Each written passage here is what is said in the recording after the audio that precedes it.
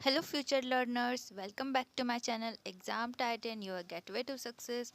आज हम commerce paper 2 UGC net and MP set के लिए मोस्ट एक्सपेक्टेड पीवाईक्यूज करने वाले हैं. ठीक है, so let's start it. Question number 1 है, which of the following is an example of capital receipt. ठीक है, कैपिटल रिसिप्ट का एग्जाम्पल कौन सा है वो बताना है. Sales of goods, interest received, loan taken from bank, या फिर जो रेंट रिसीव्ड हुआ है वो. सो इसका आंसर हो जाएगा, आंसर है लोन टेकन फ्रॉम बैंक. जब हम बैंक से लोन लेते हैं वो एक कैपिटल रिसिप्ट है, बिकॉज क्योंकि वो एक रेगुलर इनकम नहीं है और ना ही वो सामान्य कामकाज से अराइज हो रही है. ठीक है, ये एक लाइबिलिटी है, इसे बैलेंस शीट में दिखाया जाता है और जिसे चुकाना होता ही है. नेक्स्ट क्वेश्चन है, which of the following is not considered as essential characteristics of an asset. जो एसेट है उसका इसमें से कौन सा कैरेक्टरिस्टिक नहीं है वो बताना है. सो ऑप्शंस है, it should provide future economic benefit. ठीक है, it must arise from a past event और transaction, it must be controlled by an enterprise, या फिर it must be visible and physical touchable. So इसका answer हो जाएगा, it must be visible and physically touchable. जो assets होती है उनको नीड नहीं होती कि वो फिजिकल और दिखाई देने की ज़रूरत है. ठीक है, जो गुडविल और पेटेंट्स है और ट्रेडमार्क है, इन सबको हम इंटेंजिबल आइटम में कंसीडर्ड करते हैं.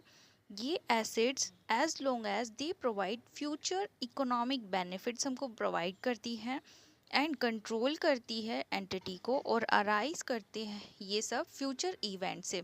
विजिबिलिटी और physical presence is not a necessary condition. ठीक है, नेक्स्ट क्वेश्चन है, which of the following is an example of secondary voucher. Secondary voucher का कौन सा एग्जाम्पल है. Purchase invoice, salary receipt without pay slip, cash memo, sales invoice. So इसका answer हो जाएगा salary receipt without pay slip.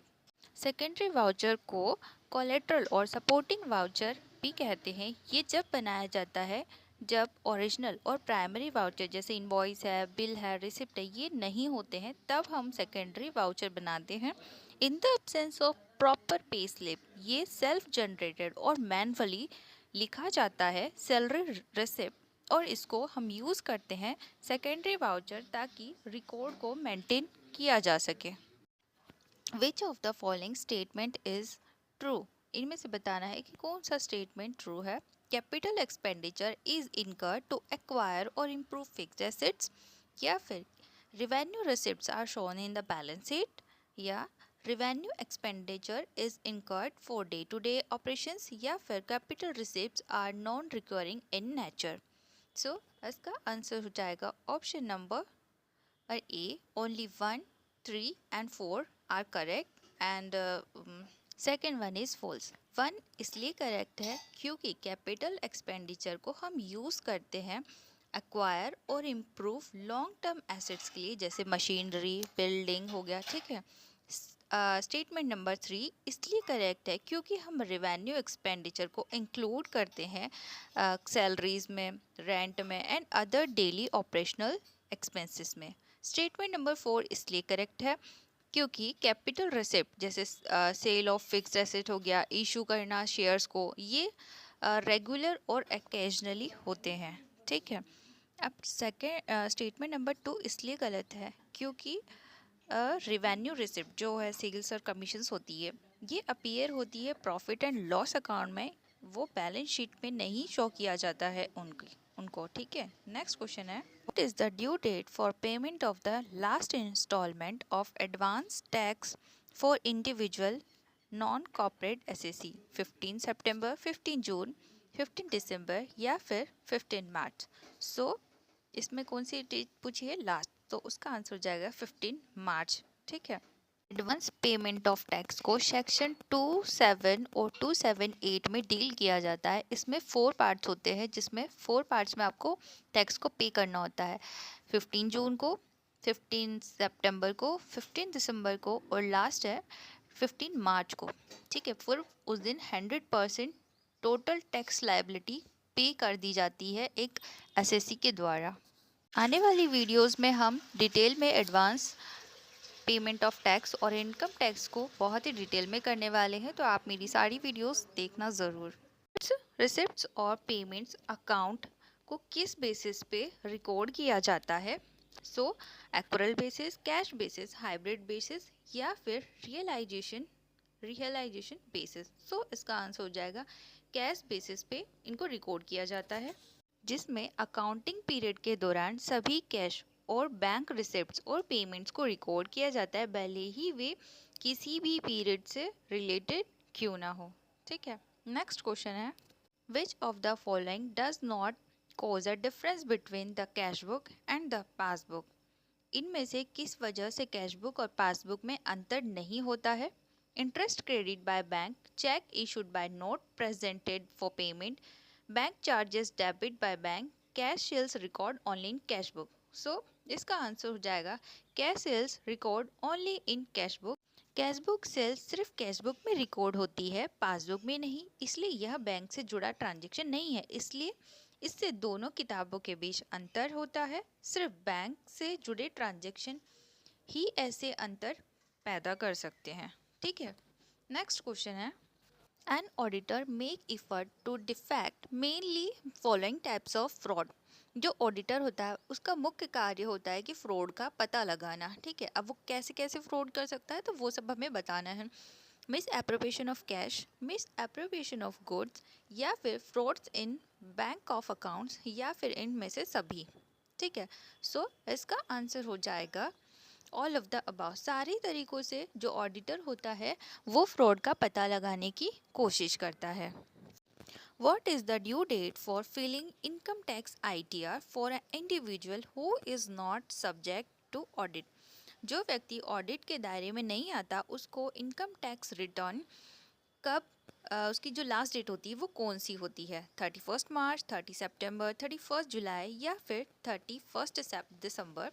सो इसका answer हो जाएगा 31 जुलाई, क्योंकि जिस व्यक्ति का ऑडिट नहीं होता उसके लिए आईटीआर फाइल करने की ड्यू डेट 31 जुलाई होती है। उन व्यक्तियों और एचयूएफ को ऐसी डेडलाइन है जिन्हें ऑडिट की ज़रूरत नहीं होती, इसलिए वो 31 जुलाई उनके लिए लास्ट डेट होती है। Which from should a salary individual use to file their income tax return? Salary पाने वाला जो पर्सन होता है वो आईटीआर फाइल करने में कौन सा आईटीआर का इस्तेमाल करता है? आईटीआर 1, 2, 3 या फिर 4। सो वो आईटीआर 1 को 1 के अंडर ही वो अपना इनकम टैक्स रिटर्न फाइल करता है। सैलरी पाने वाला व्यक्ति अपना आईटीआर फाइल करने के लिए आईटीआर 1, और जो आईटीआर 1 को सहज नाम से भी बोलते हैं, यह फॉर्म उन व्यक्तियों के लिए बनाया जाता है जिनकी इनकम या फिर सैलरी एक हाउस प्रॉपर्टी, इंटरेस्ट जैसे दूसरे सोर्स और 5,000 रुपये जो एग्रीकल्चर इनकम होती है उनके अंडर आता है, तो वो आईटीआर 1 फाइल करते हैं। नेक्स्ट क्वेश्चन है, which of the following income is exempt from income tax under section 10 of the income tax act? जो सेक्शन 10 है इनकम टैक्स एक्ट का, उसमें से कौन सी इनकम एग्जम्प्ट है? Salary, agriculture income, interest on saving bank account या फिर rental income. सो इसका आंसर हो जाएगा एग्रीकल्चर इनकम, जो कि सेक्शन 10 के अंडर एग्जम्प्ट है। अब क्यों एग्जम्प्ट है वो देखते हैं। एग्रीकल्चर इनकम जो होती है अंडर सेक्शन 10 इनकम टैक्स के अकॉर्डिंग इसलिए एग्जम्प्ट है क्योंकि इसमें खेती बाड़ी से होने वाली इनकम शामिल नहीं है, जैसे फसल उगाना या ज़मीन पर खेती करना। हालांकि ऐसी छूट का दावा करने के लिए कुछ शर्तें और लिमिट लागू है, पर लेकिन एग्रीकल्चर इनकम एग्जम्प्ट है टोटली। ठीक है, इनकम टैक्स जो यूनिट है उसको मैंने पूरे डिस्क्राइब कर रखा है मेरे यूट्यूब चैनल पे, तो आप फ्री में उसे देख सकते हैं। ठीक है, जो यूजीसी नेट और एमपी सेट के लिए बहुत ही ज़्यादा हेल्पफुल होगी। सो आई होप कि आप वो देखेंगे। सो नेक्स्ट क्वेश्चन है हमारा, what is the maximum penalty for failure to file the income tax return by the due date? अगर आप ड्यू डेट तक आईटीआर अपना फाइल नहीं कर पाते हैं तो आपको कितनी जो पेनल्टी है वो लगेगी? 1,000, 5,000, 10,000 या फिर 15,000। सो इसका आंसर हो जाएगा 10,000 जो मिनिमम पेनल्टी है ITR फाइल करने के लिए, सो वो अमाउंट है 10,000। नेक्स्ट है, if an individual earns income from capital gains which form should they file. अगर कोई कैपिटल गेन से इनकम हो रही है तो वो कौन से ITR में फाइल करेगा, ITR 1, ITR 2, ITR 3 या फिर ITR 4। सो इसका आंसर हो जाएगा ITR 2। जो पर्सन कैपिटल गेन से इनकम अर्न करता है तो उसे अपने इनकम टैक्स मतलब ITR फाइल करने के लिए ITR 2 का इस्तेमाल करना चाहिए। यह फॉर्म उन लोगों के लिए बनाया गया है जिनकी इनकम बिजनेस या प्रोफेशन के अलावा दूसरे सोर्स से होती है, जैसे कैपिटल गेन, सैलरी और प्रॉपर्टी। उन सब के लिए ITR 2 ज़रूरी है। What is the last date for filing ITR for taxpayer who are subject to audit? Audit के दायरे में आने वाले जितनी भी जो टैक्स पेयर्स हैं उनको कौन सा कब लास्ट डेट है उनकी ITR फिलिंग की, 30 सितंबर, 31 अक्टूबर, 31 दिसंबर या फिर 31 जुलाई। सो इसका आंसर हो जाएगा 31 सितंबर। जो ये 31 सितंबर डेट है ये अप्लाई करती है इंडिविजुअल, बिजनेस और professional whose accounts are required to be audit under the income tax act 1961। Next question में बताना है टैक्स कंसीडर करता है इनमें से कौन सी एग्रीकल्चर इनकम को, income from daily farming, income from selling crops, income from poultry farming या फिर इन सब में से मतलब सभी। ठीक है, सो इसका आंसर है इनकम फ्रॉम सेलिंग क्रॉप्स। ठीक है, नेक्स्ट क्वेश्चन है reserve capital means. Reserve capital मतलब क्या होता है, part of authorised capital to be called at the beginning, portion of uncalled capital to be called only at liquidation, over subscribed capital, under subscribed capital. इनमें से कौन सा इसका answer होता है। So portion of uncalled capital to be called only a liquidation इसका answer है, जिसे रिजर्व कैपिटल के अंडर आता है। Whom are sweat equity shares to. Equity sweat equity share किन्हें जारी किए जाते हैं, कर्मचारियों को, शेयर होल्डर्स को, डायरेक्टर एंड शेयर होल्डर्स को, डायरेक्टर और एम्प्लॉयज़ को। तो बताना है कि स्वीट इक्विटी शेयर्स किन को इशू किए जाते हैं। डायरेक्टर एंड एम्प्लॉयज़ को स्वीट इक्विटी शेयर इशू किए जाते हैं। नेक्स्ट क्वेश्चन है what is the maximum exemption limit for agriculture income under the income tax law. ठीक है, तो बताना है कि एग्रीकल्चर के अंडर कितनी इनकम एग्जेम्प्ट है लॉ के अंडर। सो इसका आंसर हो जाएगा कि कोई भी स्पेसिफिक लिमिट नहीं दी है एग्रीकल्चर इनकम में जो कि इनकम टैक्स ने बताई हो। ठीक है, said however the exemption applies only to genuine agriculture activities पर ही एग्जेम्पशंस जो होते हैं वो अप्लाई होते हैं।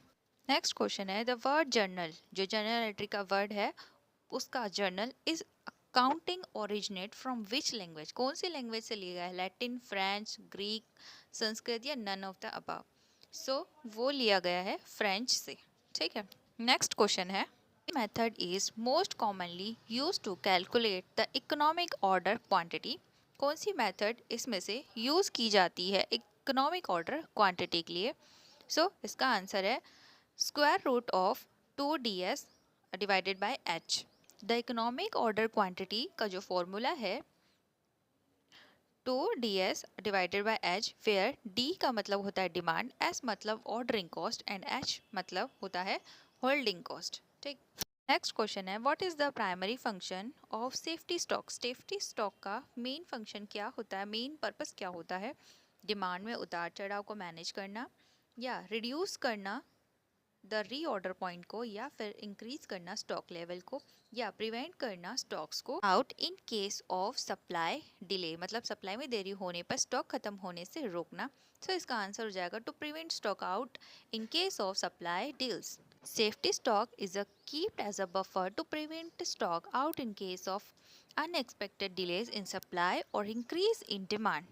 ठीक है, नेक्स्ट क्वेश्चन है ट्रेडिंग अकाउंट में ग्रॉस प्रॉफिट और लॉस कैलकुलेट करते समय इनमें से किस अकाउंट को ध्यान में रखा जाता है, carriage inward expenses, selling and distribution expense, maintain expense, administrative expense.